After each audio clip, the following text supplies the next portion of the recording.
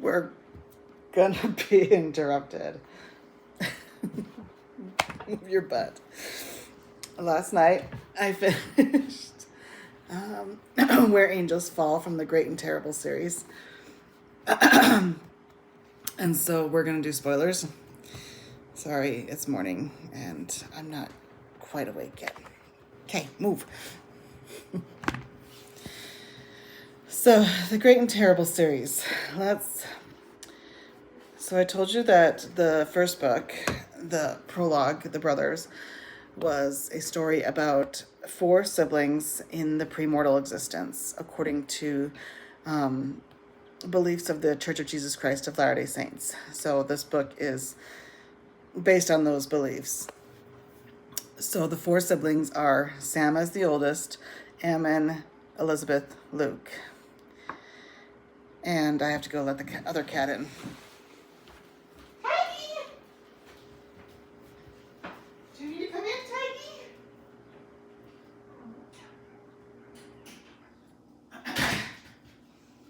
Is it raining out there? Were you getting wet? She's like, don't talk to me.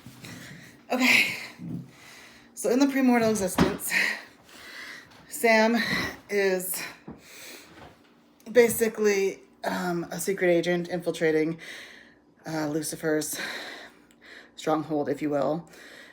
But his siblings think that he has turned against him and is a follower of Lucifer. He is not. Luke almost gets over there. Ammon goes and gets him back. There is a scene shown of Elizabeth's earth life that Satan or Lucifer shows to Luke as a way to convince him to come over to his side. And it's where Elizabeth, as a child, is in a village in the Middle East, and she is basically an enemy force comes and is destroying the village, kills the village leader, which is her dad in that scene, and burns him alive in front of her. Yeah, it's not a good scene. It's not fun. Kind of dark for a Church of Jesus Christ of Latter-day Saints based book. So, moving on to Where Angels Fall. It starts off with Elizabeth coming to Earth. So Tiankim takes her aside, asks if she's ready, explain what birth is like. Her earthly father has a vision of her. His wife is currently in labor. So this kind of suggests that the spirit doesn't come down to Earth until the actual birth is happening. Whether or not that's true, we don't know, but it's a work of fiction based off of some things that we know. So that's where this is at. And so Elizabeth is coming to Earth. Her father sees a vision of her as the woman she is, and he knows that's his daughter. And then he runs back to the house, and his wife and the midwife are kind of glaring at him because his wife had a daughter, and in that kind of culture, having a daughter is not cool. Having a son is preferred. And his wife was like, I know you wanted a son, and he's like, I know, I want this child. So, but then his wife gets sick, and she ends up dying an hour later because of the blood loss. So he decides to raise Elizabeth, calls her Azada Ishabel Pahlavi. So she's his daughter. We're setting this, Chris Stewart likes to set the scene a lot, and he likes to go back into history, which makes for very hard reading for me because I'm just like, just get on with the story. We don't need the background. We don't need the history. And some people really like that. I'm more of a, kind of like what Stephen King does. I just kind of, I don't need the background. I don't need what was going on. I don't need to know what Persia or Saudi Arabia or anything like that was or how it came to be. You're all out of that jazz. But we do get background into Rasa Pahlavi's, which is Elizabeth's dad, his history. He is a descendant from the royal family in Saudi Arabia or Persia. I'm not sure which. One of the kingdoms in the Middle East at the time. So he's a descendant.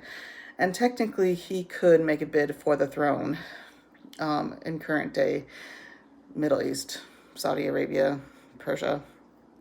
Anyway, so there's some scenes where you've got the Lucifer and his a couple of his henchmen as spirits, talking to those who are easily persuaded to basically kill Rasa because they know that he is pivotal to their plans. They don't want Elizabeth to succeed. They don't want her to grow up.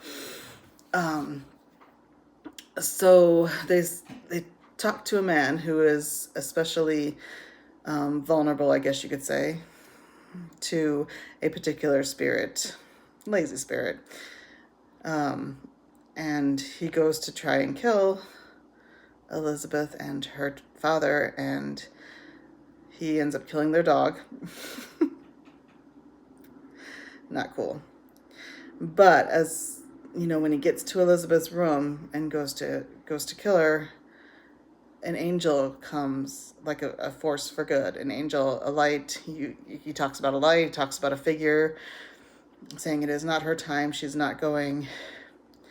And then basically the guy ends up dead in the body of water that they live nearby.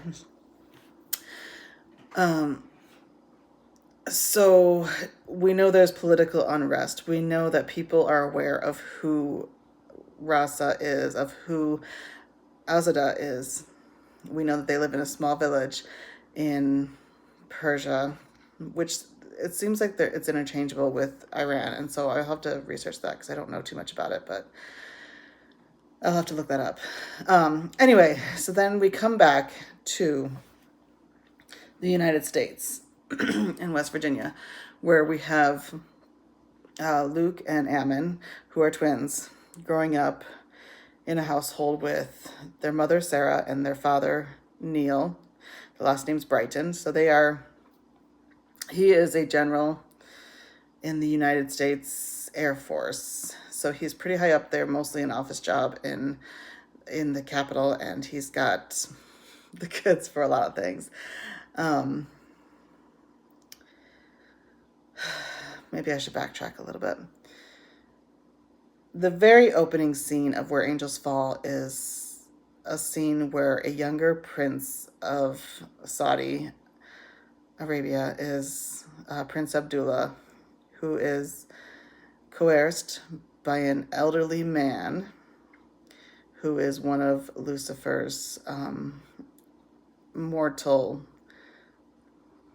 minions, I guess you could say. We don't quite know what his deal is at this point. And since it's been a while since I've read it, I don't remember. But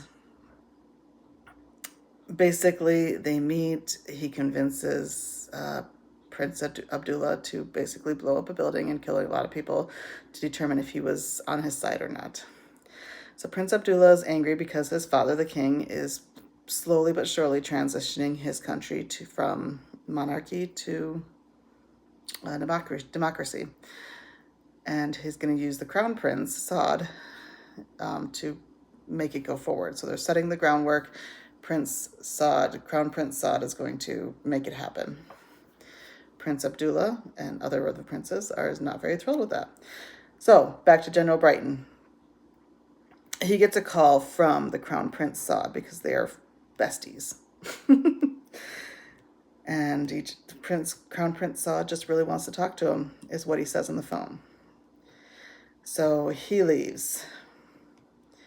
And he meets up with his adopted son, Samuel, who enlisted in the army and ended up being in a special ops, a Delta Force that most people don't even know about. And he met up with him in Germany when, by the grace of God, they had more time than he thought he was going to have while the plane was refueling. And then he was on his way to meet with Crown Prince Saud, who tried to warn him that there was political unrest and that one of his brothers was trying to kill him. And he was aware of who it was and his family. General Neil didn't understand too much of what was going on. But while he's there in the garden with Prince Saud, Crown Prince Saud's first wife, Princess Tala, is with her 3 children, and she's pregnant with another son. And she gets assassinated, and all the kids get assassinated. And that happens while General Neil is there with him. So eventually he has to leave, but he doesn't know what actually happened. He just knows that one of the guards came in and yelled "Firefall," which must have been a code word to say what had happened. So Prince Saud has to get his second wife to safety with his last remaining son.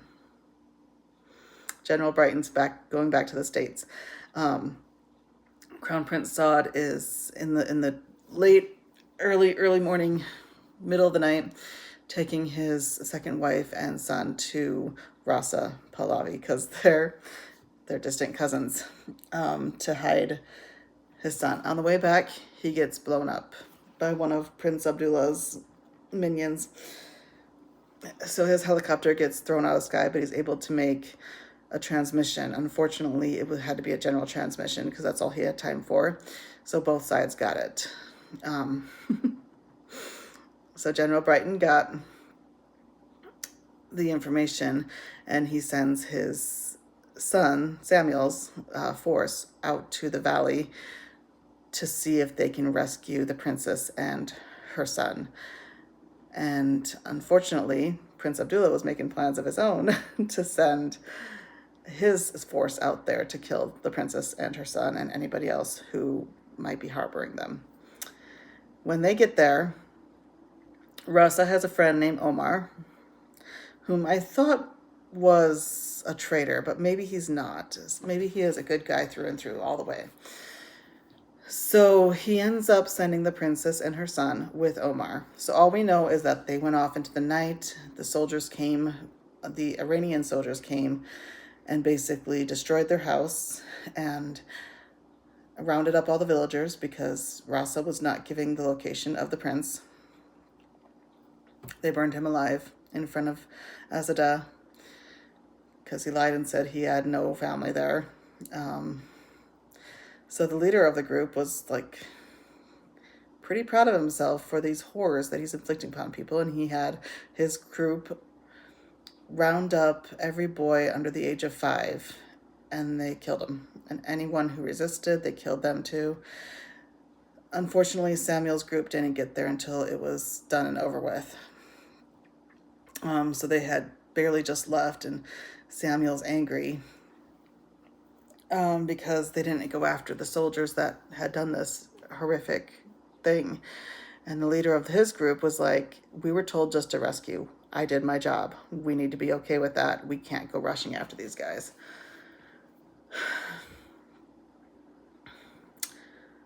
The ending of it shows Prince Abdullah gaining his warheads to be able to attack the United States and Jerusalem.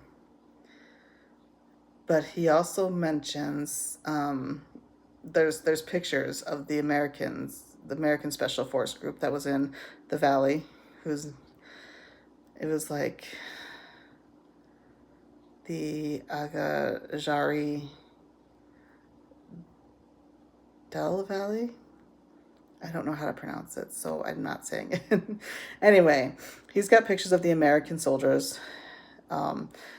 surveying the damage that was done by the Iranian soldiers in the valley when they tried to go after the princess and her son.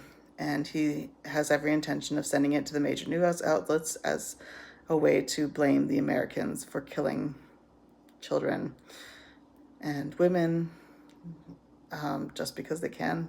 And that's how they're going to start World War III, basically. There was a small detail that we're not sure how it plays into it yet, showing characters of Ammon and Luke. Before General Brighton went to work that day, maybe after the call for Prince Saud, the boys are really big into rock climbing, and they were going rock climbing. Luke, who has kind of a need to prove himself, had told these guys from California that there was a rock that they can climb better rocks than they out there in the East Coast versus the West Coast, because the guys were bragging. So Luke had to prove himself. Ammon goes with him.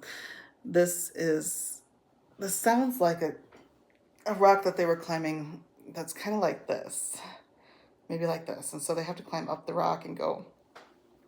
That's the way it's described, I think. So, but it shows, like I said, I'm not sure where he's going with this yet. I don't remember. It might show the spirituality of the boys and the personality and how it works for them.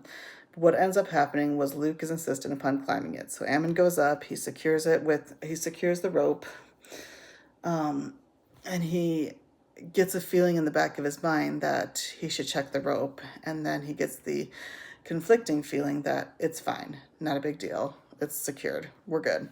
So he comes back down, and Luke goes up, and Luke gets himself stuck in a position that's not good, and he hears a voice from the spirit saying, "Jump, I will get you." And Ammon's on the ground watching this because the rope had come loose and fallen.